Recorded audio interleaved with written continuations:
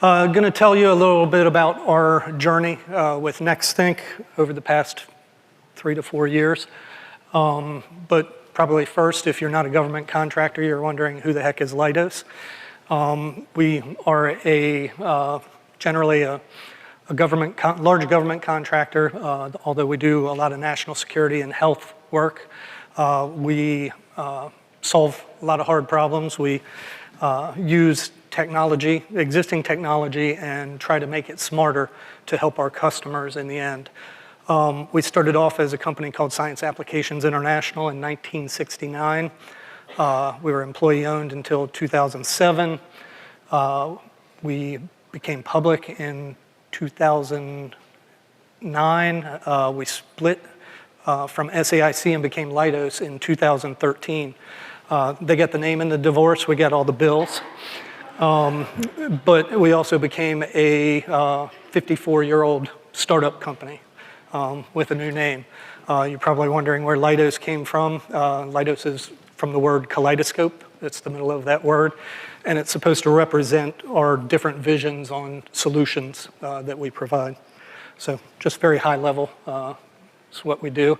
We do have 5 key pillars currently that we focus on. And of course, everybody has AI. So that is one of our pillars. But these are really focused on our national security and other similar type customers.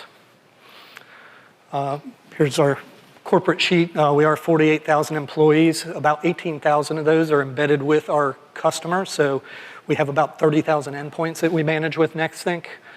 We are a global company. As I mentioned, Department of Defense is probably our biggest customer. I think somewhere around 85%. We have rocket scientists, we have doctors, we have people who are SMEs and things that you never knew there would be SMEs for. If you don't recognize us when you're on your way home from going through the airport, as you assume the position to go through the scanner, if you look up just before you walk in, you'll see our name there. We do a lot of airport security, port security. We actually do larger scanners that scan tractor trailers and shipping containers at our ports and borders. So another area that we do. So we do a vast array of things within the company. A little bit about myself. I've been 23 years with SAIC Leidos. The first 4 years was in the defense line of business. Then I've been with CIO Services, supporting our internal customers for the past 19 years. Started in endpoint and systems administration, and I've held various director positions across the company, site support, which is our desktop support operations, infrastructure operations, IT service management, and network services. A few years ago, I stepped back, especially the network services one during COVID was a demanding position. Took a little break, but started doing some special project work. And eventually, I got pulled into a question about, hey, we've got this tool called NextThink. You know, you've got a good background in all these areas. Can you look at this and tell us why this score, the digital experience score, has suddenly gone down?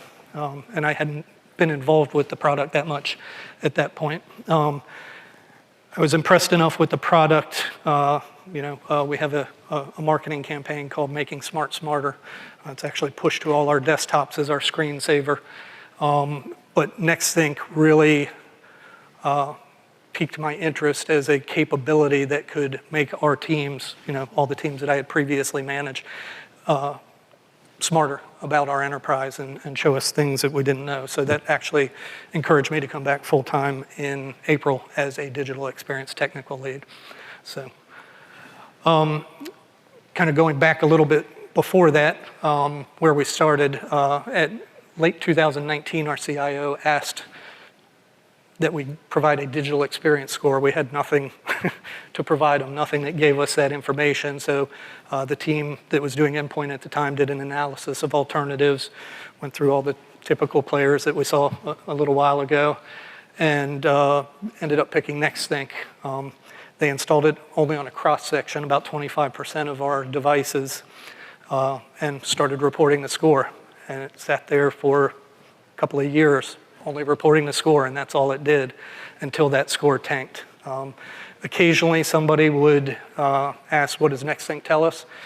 It was only on 25% of the machines, so we really got no adoption for the product, because if you can get an answer 25% of the time, you're not much better than the weatherman. So people really didn't adopt it at that point in time.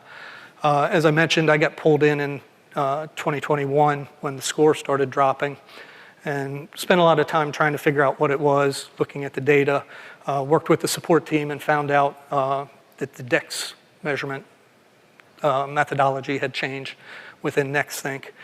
We have a product called McAfee disk encryption that has a pre-boot authentication environment, and the change in the way they were measuring the boot times didn't play well with that, and that's what made our score go down. So it wasn't really something in our environment that was broken, it was just the measurement that changed. And with the NextSync team, we kind of worked a solution on how we could avoid that measurement and get back to where we were. But while I was looking at the product, I was impressed with the amount of data. Those of you who are customers know that. If you're not a customer yet, it's a lot of data. Spent a lot of time kind of, after I got approval from management, kind of looking at that data, peeling the onion, figuring out, what could it tell us about our environment. And I think it was Eric from Accenture mentioned you may not want to see what NextSync is telling you when you turn it on. We had it on for a while, but this was the first time we really looked at some of these things, and we found we had tens of thousands of applications crashing in the background. Users might not have seen it, but we're pretty certain that was probably impacting their performance. We had another McAfee product that was killing our CPU for users during business hours. And we had slow boot times caused by a lot of startup items that could be delayed. Some were not necessary and things like that. So I kind of took that and said, hey, let's dig into these and see if we can prove some value for the tool. Initially, we didn't do monetary value. We really looked at what can we do to improve the employee experience. We were looking at things that we could see on this 25% cross-section of our environment that we could fix across the whole environment. I mentioned McAfee antivirus was really killing us. Everybody kind of figured that's what it was. We got a lot of complaints about PC performance, but before we started looking at this data, we had no real measurement or proof of that. We had to scope it down. All the machines had high CPU events and high CPU alerts. So we really focused down on over 75% CPU usage, more than 15 minutes in duration during business hours. And we were feeding our data into Splunk at the time from on-prem. I forgot to mention this was all on-prem. And looking at it in Splunk and looking at the data directly in NextSync, and we started showing what that impact was to the environment. So we started working with the endpoint security operations team and showed them this information. We started looking at policies, and you'll see there was 2 policy changes within a week after they reviewed something that hadn't been reviewed for probably 4 or 5 years. And immediately after the change, we had a 65% reduction in those high CPU events. Our CIO went to our CISO, our Chief Information Security Officer, and asked him why they hadn't reviewed that policy and fixed this issue previously. And one of my favorite quotes today, supporting our use of the NextSync product, the CISO said, nobody ever brought us the data to show us the impact and that it was McAfee doing this. So that was a huge win for us. Similarly, and I won't go quite as deep into the other 2, we made some great improvements. There was another security product in the applications that were crashing regularly in the background, and the CISO wasn't too happy about that either. But in the end, we actually improved the employee experience. And as you can see over on the right, and again, measuring value to measuring performance and results to prove that value was super important to us because we really wanted to expand to all our endpoints. You can see the vertical green line there is when we fixed the boot measurement issue. So we got back to where we were, which I think was somewhere around a 6.8. And after we did all these other things, and there was a couple other items you see on the bottom, network changes. We changed some things with our internet POP that were not really NextThink driven. But with the improvements, these big improvements and a few other minor things, you can see we had a full point on a 10-point scale of DEX improvement just from these small amount of items that we did across the environment. So that really helped us with our case. Unfortunately, we hadn't been doing user sentiment previous to making those changes. We started hearing through our end user council, the support roundtable, which has all of our desktop support and service desk folks, and also at our monthly operational reviews with leadership, that things had been performing a lot better, asking what did you guys change, what did you do? Hindsight again, I wish we had put sentiment in place before we made those changes, because it really would have given us the ability to see the difference. But we decided, well, let's see what the users are saying. You know, we know what our hard metrics are saying. Let's see what the users are saying, and got approval from leadership to roll out the sentiment survey. And a little bit to our surprise, but fortunately, the sentiment surveys actually matched up pretty well with our hard metrics, which really gave confidence to our leadership that the product was measuring. We did, of course, find some users where there weren't matches, and our user experience team would follow up with them if they had, you know, a bad survey. Oftentimes it was something they were disgruntled about or something they needed to submit a ticket on, but they hadn't. So early on, we're not proactively fixing that yet at this point. But you know, it was a good result and helped us drive the proof of value. So where we are now, so that was actually last year, 2023, as we were doing all that stuff. January 2024, we got approval to purchase licenses for our 30,000 endpoints.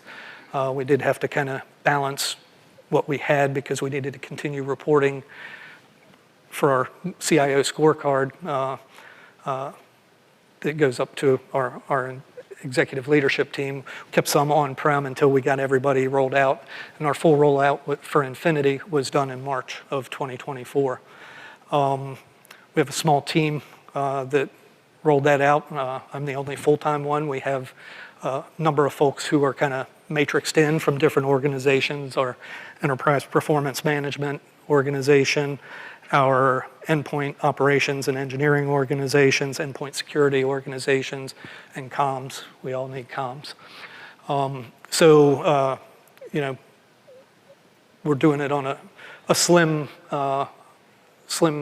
team, but we're starting to get a lot of traction and starting to have talks about bringing in other people, transitioning as we implement more automations and drive down more tickets and more support requests, bringing some of those folks into the team. So we're kind of in that transition right now. One big win we had, actually before we went to Infinity, Timothy, who's on our CM team, worked for some CM client health fixes, some self-healing. And this number actually now is $150K, I think since the beginning of the year, in cost avoidance with that one self-healing remote action alone. And so talk a little bit more about this, but one of the things we started doing is tracking all of our use cases with the help of NextThink, providing a template for us and us customizing that, what each use case saves us. And it's not just ticket avoidance, it's employee downtime. We are a butts in seats company, so most of our employees are paid to be working on a customer contract. So if they're on a call with IT support for an hour, we've lost that revenue, plus we're paying them on overhead, so it's a double whammy. We feed all that into our value tracker and are tracking that for each of our remote actions. Then monthly, we're bringing that in and reporting that up, and I'll show you that in a second here. We're spending a lot of time right now familiarizing and training our support teams, and just now starting to really go out and evangelize the product to a lot of other teams, our security teams, our apps teams. We are using app experience. So some great things there. Where we're headed, obviously we want to expand our self-help and self-healing capabilities. Those have some big wins. Told the team that we probably want to try and find at least one of those a quarter that we can implement and add into our value tracker. Right now we just got Flow a couple of weeks ago, and I've been working on a workflow that does driver and BIOS updates, which again, we've heard blue screens and even just general support from Microsoft. If your drivers aren't up to date, they won't touch you. So we spend a lot of time doing that, and that'll be a big win for us. And 2 weeks in, I think we're about 85% done with getting that working in Flow, and it's a very customized implementation, so excited about Flow. Using those 30,000 endpoints as monitors, I talked about application experience. Our enterprise performance management team is really excited about the ability to see how our enterprise apps are performing from the end user point of view. We pull that into Splunk, the alerts, the data, and are now starting to alert the teams even if we see slow page loads and things like that. They were already doing it for infrastructure and network and things like that, but now we can actually see it from the end user point of view, and that's already come in handy a couple of times for critical outages and things like that. So we're excited about the potential there. Like many other companies, hardware and software efficiencies, license reclamation, right-sizing hardware. We're always integrating new companies. We're in the middle of integrating a subsidiary right now, and it's helped us already with some of that, but we're going to measure their before and after we put them into our environment, accessing their systems and services, so give us good visibility there. And then leveraging cycles from other teams to support our DEX roles and build opportunities. One of our big internal efforts is career growth and learning. So this is going to give us a lot of opportunities, not only for them to grow, but also to build our team as we go further with NextSync. Some of the top tips and lessons learned along the way. One I forgot to put on here, again, the data, understanding the data. There's a lot of it. You get in there and look at it, you really need to understand what it means. I think that's a key to finding the value. This is our value tracker. It's an early version. We're working on getting some of the rest of the areas, but I actually had a meeting. We have a new CIO about 6 months ago, and I had a meeting with her where my vice president had asked us to give her an overview of what we were doing with NextSync and other user experience items. And I had 20 slides ready. I had half an hour with her and got delayed, I think, four or five times while I was waiting. Got in the room and she said, "You have 5 minutes before we have to go to another meeting. What do you need from us?" And so I had the elevator pitch. We want to expand, to other teams. We want you to be on our side and evangelize for us with the other teams within CIO and the cyber teams. And we'd like to eventually grow this team. And she said, "Show us the value." And so I actually, since we had already begun working on the value tracker, flipped to my last slide, showed her this, and she was like, "Okay, sounds good. I've got to go to another meeting." But she turned around and said, "Make sure that value tracker is in our monthly operational report every month." So it'd be great to show her all the cool things with the graphs and the metrics and all that. She's not interested. So the value tracker is super important. And again, we've had some great help from the NextSync team to build that out and start using that. Next tip, involve other teams. You'll be surprised how quickly folks become interested in it when you show them the data. They were talking earlier about don't just dump the data on them, help them understand it, especially if you're pointing out a problem. We've already done that with, as I mentioned earlier, security operations. We're doing it with some of our app teams. And as they get engaged, they have a lot of great use cases. So you'll gain traction quickly. We are, and that worries me as we're trying to build our team up. But also having them bought in adds value as well. It may not be a measurable value, but when people start talking about funding and things like that, it's good to have people across the organization on your side.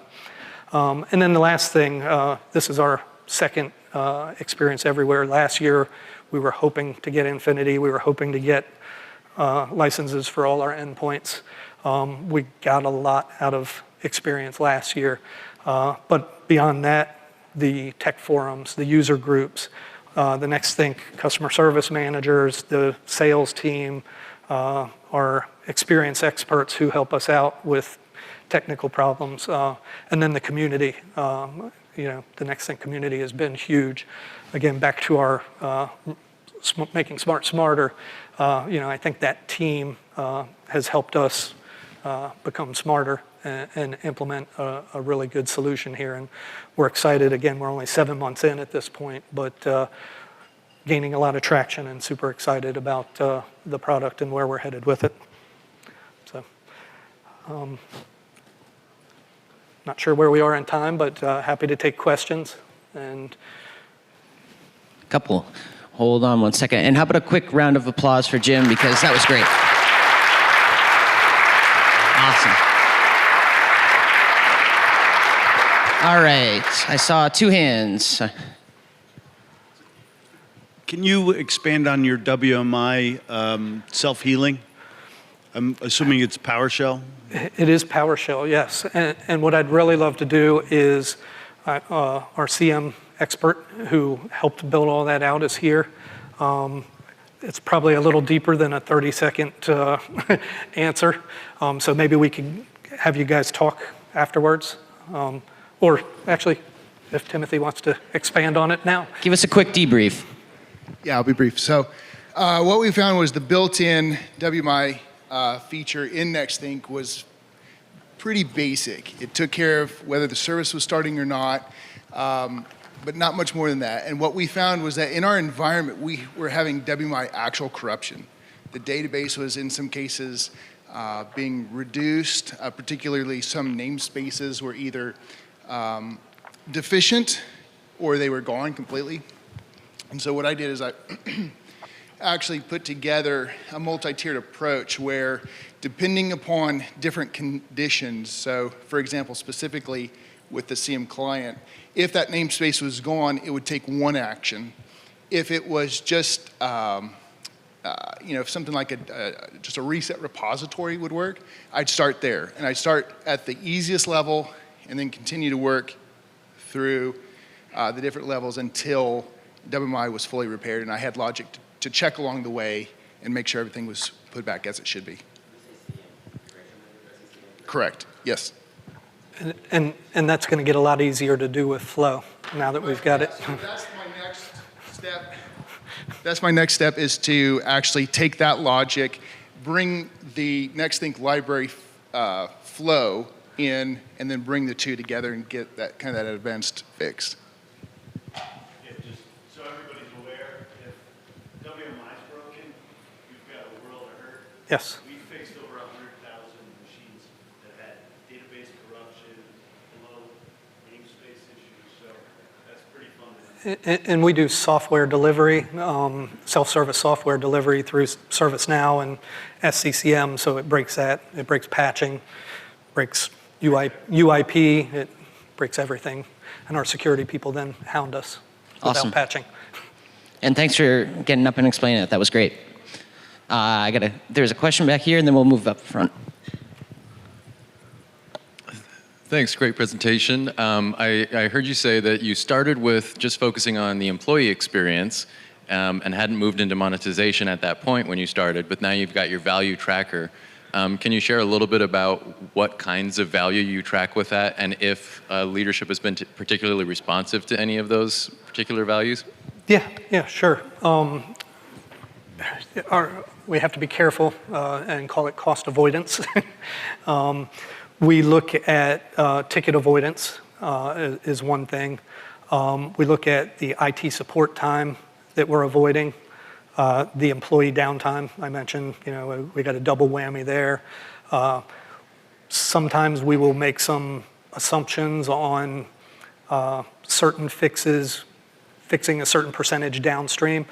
We actually typically meet as a team for each of our use cases and probably are a little conservative on what those estimates are because we don't want to go to leadership and they go, yeah, that's crazy. So we're probably overly conservative with that. But leadership or our CIO wants that every month in our monthly operational review. So it's been very helpful. We do still, document before and after for lower levels of leadership. We present to our end user council whenever we have put in some solutions or we're about to implement something that they're going to see to make sure that they're aware that's coming and what those impacts are to let the business know.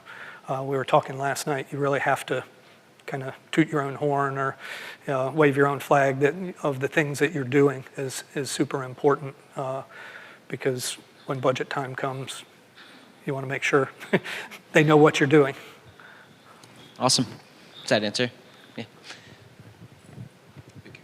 Hi. So you mentioned some example about security tool, and you got to discuss the impact of security tool policies with the security team.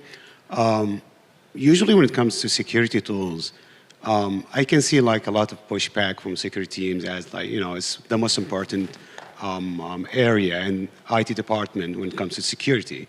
So I wonder how did you get them to trust the data coming from NICTHing in order to get them on board?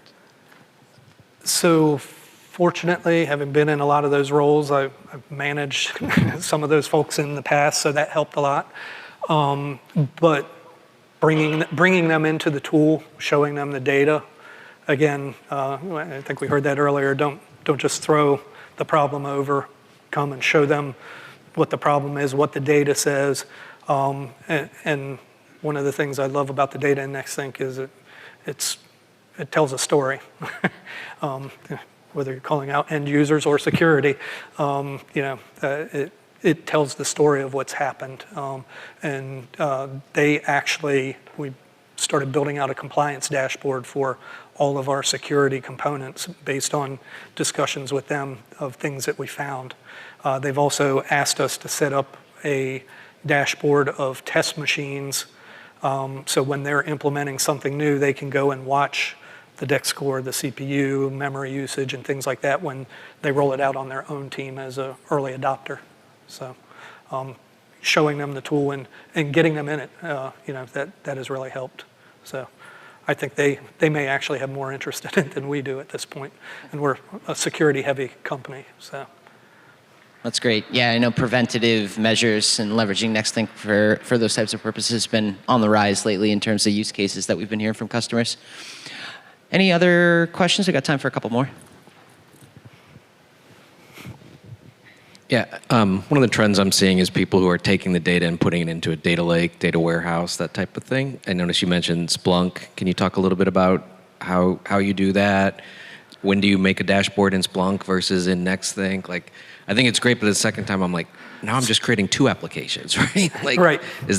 Do you need it? What do you think? So I'm going to take a shot at this. Our Director of Enterprise Performance Management is sitting right in front of you, so he can keep me honest if I'm wrong here. So one of the things we're really trying to do is avoid sending, because NextThink has storage, well, now that we moved to Infinity versus on-premise, we've got 30 days of storage for most everything minimum, 90 days of storage for other things. We're trying to send a lot less over.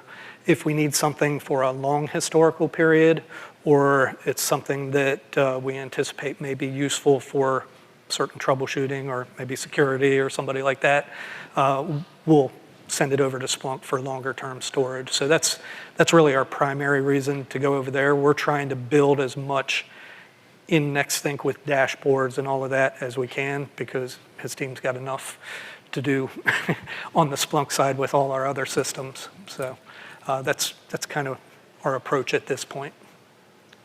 Awesome. One of you guys want to weigh in a little bit more quickly, or good? We can go to the next question. I'm curious, you talked about adoption of NextThink, but you also have endpoint management tools like SCCM and Intune that have the same capabilities in some areas. So for example, we have a problem, we're trying to measure the usage of a particular product, let's say Adobe. And NextThink has some out-of-the-box options, but the traditional endpoint management teams will go to what they know, Intune, SCCM, they'll try to build something there. How do you increase adoption among those teams to go to NextThink first? So again, we're only 7 months into our Infinity and the full rollout, but our approach so far has been let the tool that is the right tool do the work. We use SCCM for software installations and patching and all that sort of stuff, and we're avoiding that with NextThink at this point. If it's going to give us telemetry, license management and things like that, that's also in SCCM, but we don't have that turned on, and it's very easily and readily available and a lot easier to report on, I believe, out of NextThink than it is with SCCM. So again, the matrixed organization that we have helps a lot because we're constantly interacting and not putting things into place unless we know it's the right solution. And we do want to manage our tool overlap as much as possible. Awesome. Maybe one more if there's any out there. If not, yeah. You mentioned using Flow for rolling out your BIOS updates and driver updates. Can you touch on a little bit of why Flow for that? Certainly. So there is a built-in library for doing the driver and BIOS updates within NextThink, and we're mostly Dell right now. We're actually shifting. But that does it silently in the background. No user-facing, progress bars or any of that sort of stuff. So we ended up kind of customizing that a little bit, where we actually launched Dell Command Update for the user if they want to go ahead and do the updates. As we were doing some early adopter testing, our endpoint operations team said, well, we just got a request from security that driver updates are optional, but BIOS updates are mandatory on a quarterly basis. So we had a few options of, okay, now we got 10 different campaigns about BIOS and drivers. So we decided to roll those into a single flow. We're keeping track of how long it's been, how many months the driver or BIOS has been available for that machine. On the 3rd month, we go ahead and just force that, but we still give the user the option on the driver updates. Driver updates are kind of a sensitive subject. Do you update them if something's not broken? You certainly have to update them if you want Microsoft to help you troubleshoot Teams. We know that.